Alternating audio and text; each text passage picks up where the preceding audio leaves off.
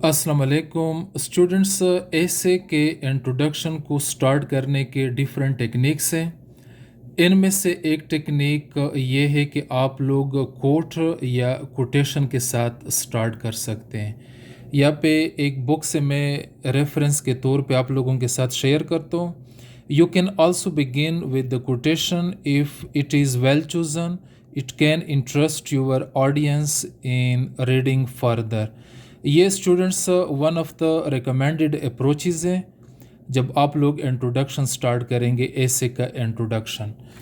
ये आज मैं ऐसे चेक कर रहा था, एक स्टूडेंट ने क्लाइमेट चेंज पे लिखा था। तो स्टूडेंट्स यहाँ पे मैंने दो एग्रेजियस ब्लंडर्स या मिस्टेक्स या एरर्स मैंने आइडेंटिफाई किए। एक तो ये कि how to integrate your quotation in your essay, whether it is in the introduction, whether it is in the body or whether it is in the conclusion। Quotation को आप randomly या isolated तरीके से नहीं लिख सकते। कोटेशन को आप लोग प्रॉपरली इंटीग्रेट करेंगे। ये स्टूडेंट्स क्लाइमेट चेंज पे मैं ऐसे चेक कर रहा था। ये वाला इंट्रोडक्शन मैंने खुद लिखा था अफ़गानिस्तान के हवाले से, वार इन अफ़गानिस्तान, और ये डेमोक्रेसी इन पाकिस्तान के हवाले से मैंने मॉडल दो इंट्रोडक्शंस लिखे थे, वार, डेमोक्रेसी और ये क्लाइमेट चेंज के हवाले से। पहले मैं ये ऐसे के ज़रिए एक्सप्लेन करता हूँ। ये स्टूडेंट्स आप लोग देख लें। Y.N. Harari is an Israeli author wrote in his book। Students quotation के दो पार्ट्स होते हैं, एक रिपोर्टिंग पार्ट और एक रिपोर्टेड पार्ट। रिपोर्टिंग पार्ट आपकी जिम्मेदारी है, इट इज़ योर रिस्पॉन्सिबिलिटी।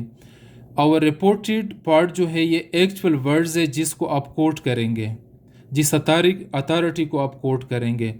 तो स्टूडेंट्स हम दोनों पार्ट्स को अंडरस्टैंड करेंगे, रिपोर्टिंग पार्ट और रिपोर्टेड पार्ट। यहाँ पे इसको मैंने रिफ्रेश किया है Y.N. हरेरे, ये मैंने सिर्फ लेटर्स लिखे हैं। आप लास्ट वाला नेम का जो पार्ट है इसको आप पूरा लिख ले, बाकी जितने भी वर्ड्स है इनके सिर्फ फर्स्ट लेटर्स लिख ले। An expert on climate change, ये देखिए स्टूडेंट्स नाम मैंने लिखा है, फिर इस राइटर का मैंने थोड़ा सा इंट्रोडक्शन लिखा है यहाँ पे background. An expert on climate change warns against far reaching repercussions of climate change. फिर मैंने कोलन लगाया है और आगे मैंने कंटिन्यू किया है। कोलन के बाद हम यहाँ पे इन्वर्टेड कॉमर्स स्टार्ट करेंगे, यहाँ पे फुल स्टॉप और इन्वर्टेड कॉमर्स क्लोज। ये स्टूडेंट्स कोटेशन के इंटीग्रेट करने के टेक्निक्स हैं। यहाँ पे जो कोटेशन के वर्ड्स है या जो कोटेशन है जो इस स्टूडेंट ने रिप्रोड्यूस करने की कोशिश की है, we are all living together on a single planet, comma, who is threatened by our actions। या पे स्टूडेंट्स कोटेशन के अंदर आप लोग एरर्स कमिट ना करें, कोशिश करें कि कोटेशन के एक्चुअल वर्ड्स को आप लोग याद करें। We are all living together on a single planet, comma, who की जगह विच आना चाहिए, रिलेटिव प्रोनाउन के हवाले से इसने एरर कमिट किए। Which is threatened by our own actions, यहाँ पे ओन वाला जो था मिसिंग था word. And if you do not have some kind of global cooperation, students ये डो नॉट जो कंट्रैक्टेड फॉर्म है ये कोटेशन के अंदर है। आप लोग कोशिश करें कि कंट्रैक्शंस अवॉइड करें। इवन अगर कोटेशन के अंदर भी कंट्रैक्टेड फॉर्म्स है एक्चुअल वर्ड्स, फिर भी आप इनके फुल फॉर्म्स लिख लें। Do not have some kind of global cooperation, comma, nationalism is just not on the right level to tackle the problems, whether it's, मैंने पूरा लिखा है, it is climate change or whether it is technological disruption, full stop, inverted commas close। Students ये इतना important है, यहाँ पे inverted commas बिल्कुल वी के ऊपर लगा दे, इसने यहाँ पे लगाया था, और यहाँ पे इन्वर्टेड कॉमर्स वर मिसिंग। तो ये कोशिश करें कि कोटेशन के एक्चुअल वर्ड्स को हमने इन्वर्टेड कॉमर्स के अंदर क्लोज करने हैं, ठीक है। जो एक्चुअल वर्ड्स है, जो स्टेटमेंट है, जो सेंटेंस है या सेंटेंसेस, इनको आपने इन्वर्टेड कॉमर्स के अंदर क्लोज करने हैं, ठीक है स्टूडेंट्स। हम यहाँ पे सेम कोटेशंस के जो टेक्निक्स हैं इंट्रोडक्शन के अंदर, मैं आप लोगों को इससे एक्सप्लेन करने की कोशिश करता हूँ। ये जो दो हैंडआउट्स हैं, ये टॉपिक वार इन अफ़गानिस्तान के हवाले से हैं। Ernest Hemingway comma an American novelist and the 21st century war journalist. यहाँ पे देख ले, अर्नेस्ट हेमिंगवे जो अथॉरिटी हैं, इस राइटर का थोड़ा सा मैंने यहाँ पे बैकग्राउंड भी लिखा है। An American novelist and the 20th century war journalist. Novelist भी थे और वार जर्नलिस्ट भी थे। ये स्टूडेंट्स इस राइटर का थोड़ा सा बैकग्राउंड है, अब ज़्यादा ना लिख ले, थोड़ा सा कि इस टॉपिक के साथ ये रिलेट करेगा या नहीं। ये जो आपके अथॉरिटी के जो वर्ड्स है या जो कोट है, ये डायरेक्टली रिलेट करेगा आपके टॉपिक के साथ। Demystifies investigates the inherent evil of war colon. Students, कभी भी आप जब कोटेशन इंटीग्रेट करेंगे ऐसे में, तो रिपोर्टिंग पार्ट में आप सेड ना लगाया करें।